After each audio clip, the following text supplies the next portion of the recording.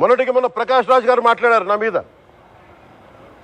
అరే నేను మాట్లాడుతుంది ఒక హిందువులు అపవిత్రం గురించి మాట్లాడుతున్నాను. ఇందులో ప్రకాష్ రాజ్ గారికి సంబంధం ఏంటి? ఇందులో నేను ఇంకొక మతాన్ని నిందించానా?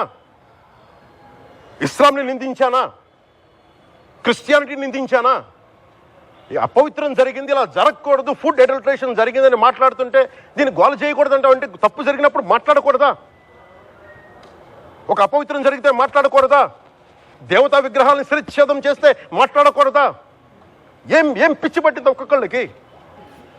ఎవరి కోసం మాట్లాడుతున్నారు మీరు? ప్రకాష్ రాజ్ కూడా చెప్తా ఉన్నాను, నాకు మీరంటే గౌరవం. I have extreme respect for you. కానీ when it comes to secularism, Prakash Raj గారు, it is a two way, not one way. I have extreme respect for you. You know that. మీరు secularism is always two way, it is not one way. హిందువుల మీద దాడి జరిగినప్పుడల్లా వచ్చి మాట్లాడడం తప్ప, అన్య మతాల మీద జరిగితే నేను కూర్చొని ఇంతమంది కౌలు రైతులకు ఇచ్చాను, ఎంతమంది ముస్లిం ఇస్లాం రైతాంగానికి ఇచ్చాను నేను. ఇదే ఎన్ని మద్రాసాలకి డబ్బులు ఇచ్చాను నేను, 25 లక్షలు 30 లక్షలు ఇచ్చాను, ఇచ్చినవాడిని నేను. నాకు అన్య మతం ఇస్లాం మీద గౌరవం ఉన్నవాడిని, క్రిస్టియానిటీ మీద గౌరవం ఉన్నవాడిని, చిన్నప్పటి నుంచి కూర్చొని మిషనరీ స్కూల్లో చదువుకున్నవాడిని.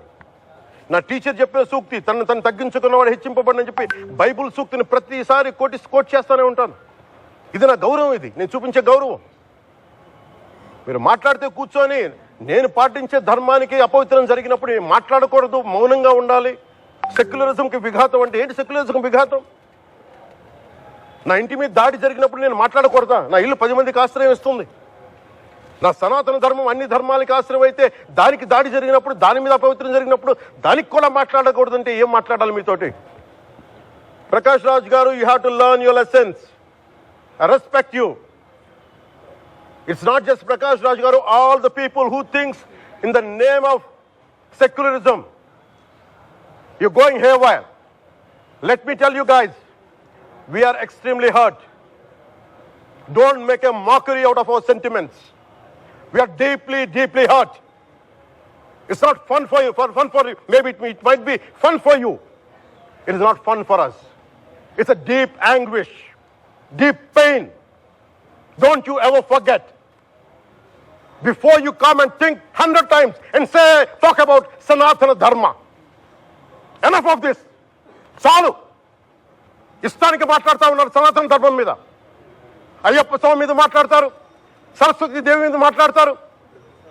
అల్లా మీద మీరు మాట్లాడగలరా? మహమ్మద్ ప్రవక్త మీద మీరు మాట్లాడగలరా? జీసస్ మీద మీరు మాట్లాడగలరా? అందరూ కూర్చొని సనాతన ధర్మం మీద, వినాయకుడి మీద జోకులు వేస్తారు, దుర్గాదేవి మీద జోక్స్ వేస్తారు, సరస్వతి దేవి మీద జోక్స్ వేస్తారు. మా మనోభావాలు గాయపడవా? మాకు బాధ ఉండదా?